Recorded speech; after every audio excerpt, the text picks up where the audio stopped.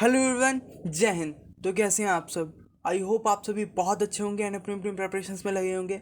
So I am here again with a new topic which is quadratic equation, द्विघाती समीकरण। आज हम इस टॉपिक को समझेंगे, राइट। और इसको समझने की कोशिश करेंगे पहले कि द्विघाती समीकरण क्या होते हैं और इन समीकरणों को सॉल्व कैसे करा जाता है। What are the quadratic equations and how we can solve them. Okay, so, my name is Sky and I welcome you to my YouTube channel, The Sky's World. So, let's get started with the topic which is quadratic equation, द्विघाती समीकरण। ठीक है। Now, if you are interested to read in this to read this definition, so you can। पर अगर आपको interest है इस definition को पढ़ने में तो आप पढ़ सकते हैं, बट मैं आपको डायरेक्ट एक आइडिया देना चाहता हूँ कि द्विघाती समीकरण क्या होते हैं। देखिए, जैसे इसके नाम में द्वि है, ठीक है, ये द्वि लिखा हुआ है, ठीक है। द्वि मतलब दो, ठीक है।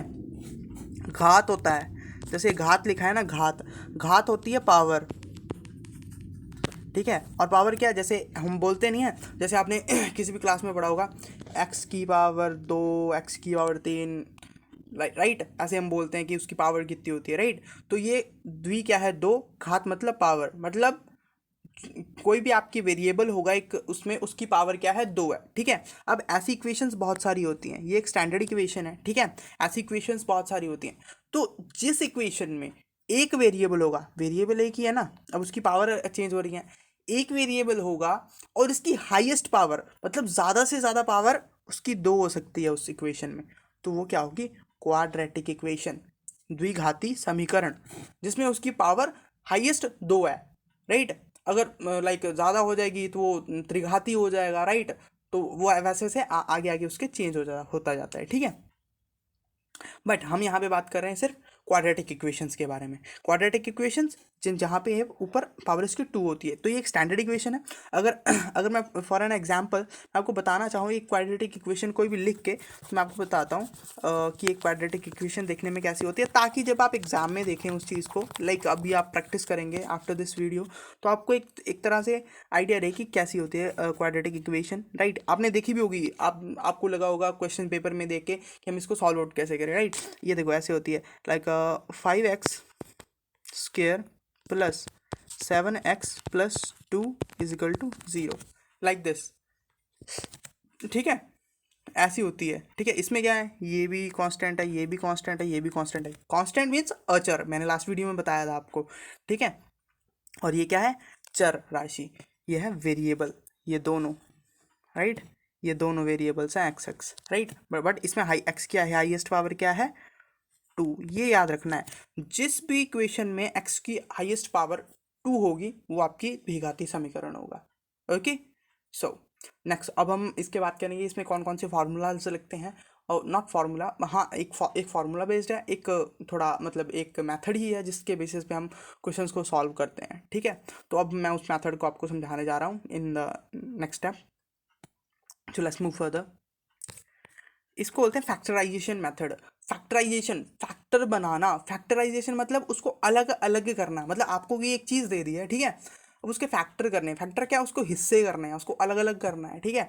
अब उसको मतलब एक इक्वेशन दी है, उसको अलग अलग करके सॉल्व करना, ठीक है। अगर मैं इसको आसान शब्दों में कहना चाहूँ, ठीक है। तो अब मैं एक इक्वेशन ले लेता हूँ कोई भी रैंडम, लेट्स से या 5x square plus 11x plus 6 is equal to 0, ये आपके पास एक क्वाड्रेटिक इक्वेशन है।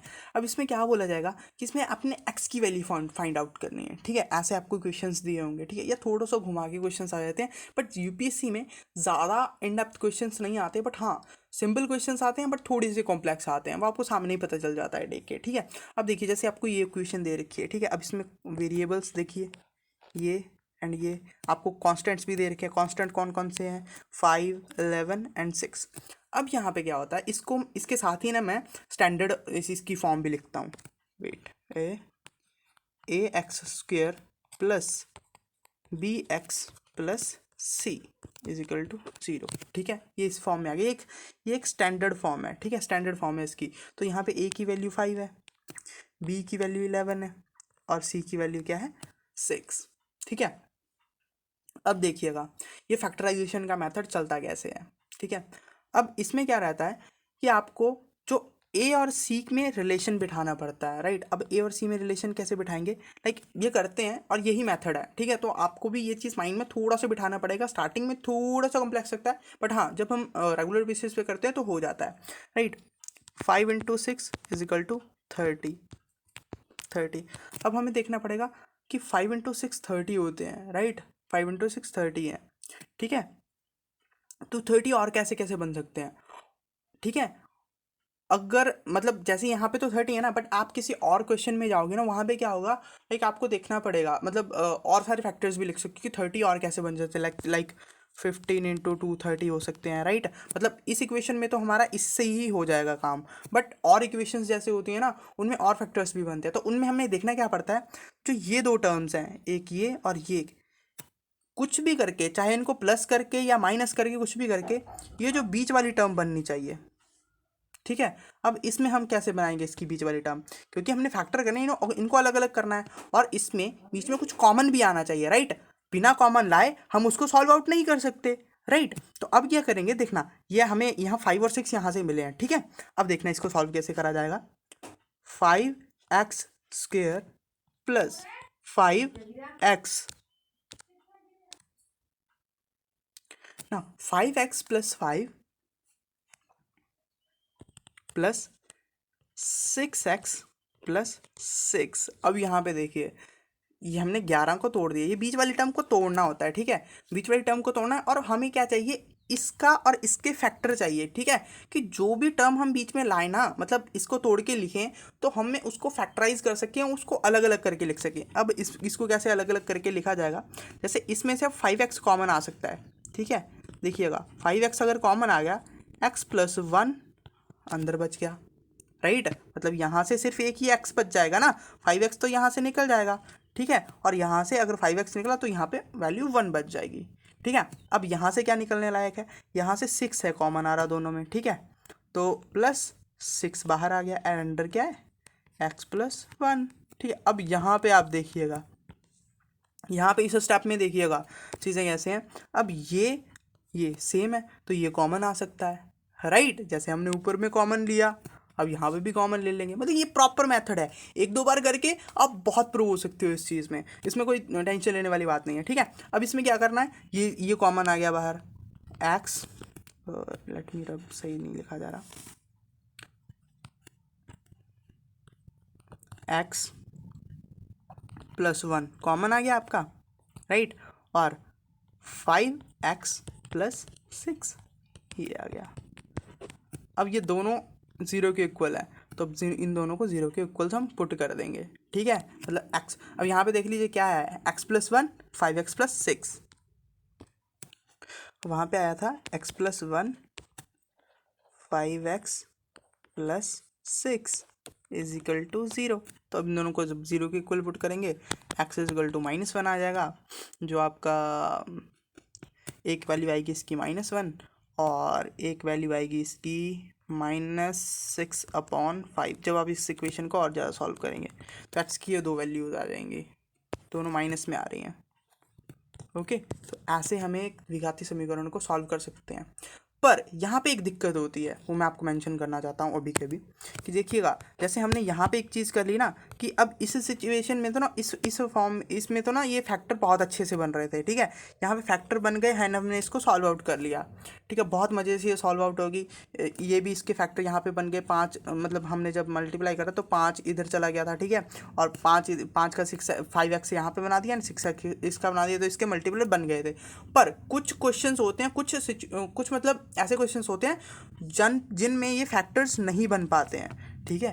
तो उन क्वेश्चंस को हम कैसे सॉल्व करेंगे अब, ठीक है, वो हम जानेंगे नेक्स्ट मेथड में, जो कि ये फार्मूला, लाइक इसमें फार्मूला लगता है, राइट।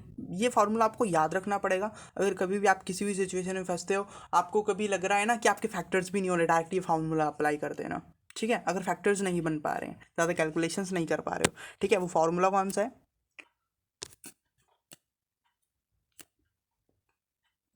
x = -b +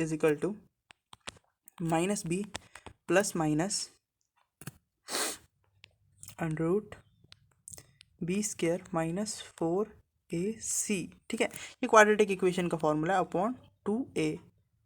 अगर आप इसको अप्लाई करेंगे ना, आप कोई भी क्वाड्रेटिक इक्वेशन सॉल्व कर सकते हैं इस फार्मूला से। बट हाँ, जहाँ पे हमें फैक्टर सामने दिख रहे हैं तो वहाँ पे थोड़ी मेहनत कम हो जाती है। बट यहाँ पे क्या होगा, जैसे अब मैंने उस इक्वेशन में बताया था ना कि ऐसे वैल्यूज़ मतलब आप डायरेक्टली वहाँ पे अगर देखेंगे तो उसको डायरेक्टली पुट करके आप आंसर निकाल सकते हो, राइट। तो यहाँ पे हम क्या करेंगे, जैसे मतलब ऐसी इक्वेशन लिखे जो मतलब नॉर्मली सॉल्व नहीं करी जा रही है, ठीक है, या नॉर्मल इक्वेशन को ही ले लेते हैं, ठीक है। तो हम उसको सॉल्व आउट कैसे करेंगे, राइट, अब हम देख लेते हैं। तो हम ना एक इक्वेशन ले लेते हैं यहाँ पे, उसको हम सॉल्व आउट करेंगे।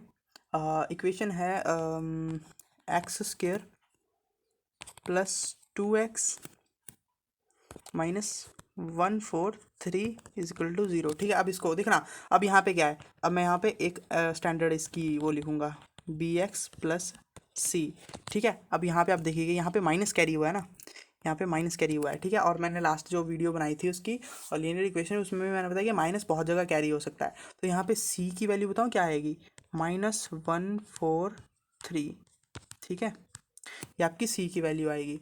और b की वैल्यू आपको दिख रही है 2 है, a की वैल्यू आ जाएगी 1, ठीक है। अब आपको तीनों की वैल्यू पता चल गई है। अब तीनों की वैल्यू कहाँ पे पुट करनी है, यहाँ, ठीक है। अब यहाँ पे हम वैल्यू पुट करेंगे इसकी, ठीक है। अब जैसे b की वैल्यू है 2 आई है, ठीक है। अब यहाँ पे लिखा जाएगा, देखिएगा, -2, ठीक है, plus minus B square, B square 2 का स्क्वेयर, ठीक है, B square minus 4 into A की वैल्यू क्या है 1 इंटू सी क्या है -143। जब माइनस हम लिखते हैं ना तो हम थोड़ा ब्रैकेट में लिख लेते हैं ताकि हमें याद रहे कि हमने इसको सॉल्व आउट भी करना है, ठीक है, अपॉन 2 इंटू ए क्या है 1 नॉर्मली, फिर इसको बहुत आसानी से सॉल्व आउट हो सकता है। अब अगर मैं यहाँ पे देखूँ कि जब ये माइनस है, ये माइनस जब बाहर जाएगा ना तो ये प्लस बन जाएगा। कौन सा वाला, आई थिंक आपको नहीं दे, ये वाला यहाँ पे जाएगा तो ये प्लस बन जाएगा, ठीक है। अब 143 इंटू 4 होते हैं 572, ठीक है। अब यहाँ पे देखिए हम डायरेक्टली लिखेंगे, ये देखिएगा, ये 2 का स्क्वायर 4 आ गया, ठीक है। अब मैं इसका डायरेक्ट स्टेप लिखने जा रहा हूँ, ठीक है। यहाँ पे जाएगा 4 प्लस 572 रूट में, और ये प्लस माइनस, ये -2 अपॉन 2, ठीक है, ये आ गया। अब यहाँ पे देखिएगा, इसको हम नेक्स्ट स्टेप में और सॉल्व करेंगे, ठीक है। तो देखिए उसमें क्या था, -2 प्लस रूट ऑफ 576, क्योंकि वहाँ पे 4 थे एंड 572 थे, ठीक है, वो प्लस करके 576 मैंने डायरेक्टली लिख दिया डिवाइडेड बाय 2। अब ये प्लस माइनस है यहाँ पे लगा हुआ, ठीक है। तो यहाँ पे ट्विस्ट कैसे क्रिएट होता है, देखिएगा, 576 24 का रूट होता है ये, ठीक है। तो यू रूट सॉल्व हो जाएगा, minus plus minus 24 divide by 2। अब यहाँ पे क्या होगा ना, यहाँ पे एक बार प्लस से लेके लेंगे, मतलब ये जो ये साइन है एक उठ जाएगा, ठीक है। अब एक बार प्लस होगा और एक बार माइनस से करेंगे, -2 -24 डिवाइडेड बाय 2। अब ये माइनस माइनस प्लस हो जाएगा, एक में आएगी इसकी वैल्यू -13 और एक में आएगी इसकी वैल्यू +11, ये 11 आएगी और एक 13 आएगी। इस वजह से आप कोई भी क्वाड्रेटिक इक्वेशन सॉल्व कर सकते हो, ये तो यही वैल्यू हुई ना। बट आप कोई भी कॉम्प्लेक्स से कॉम्प्लेक्स इक्वेशन, क्वाड्रेटिक इक्वेशन इस फार्मूला को लगा के सॉल्व कर सकते हो। और क्वाड्रेटिक इक्वेशन में ये दो मेथड लगा के आप कोई भी क्वेश्चन सॉल्व कर सकते हो। And I am done with this topic right now. Thank you so much for watching this video. Do like, share and subscribe my YouTube channel if you like the content in this video. You can also join me on Telegram. The links are in the description. Okay.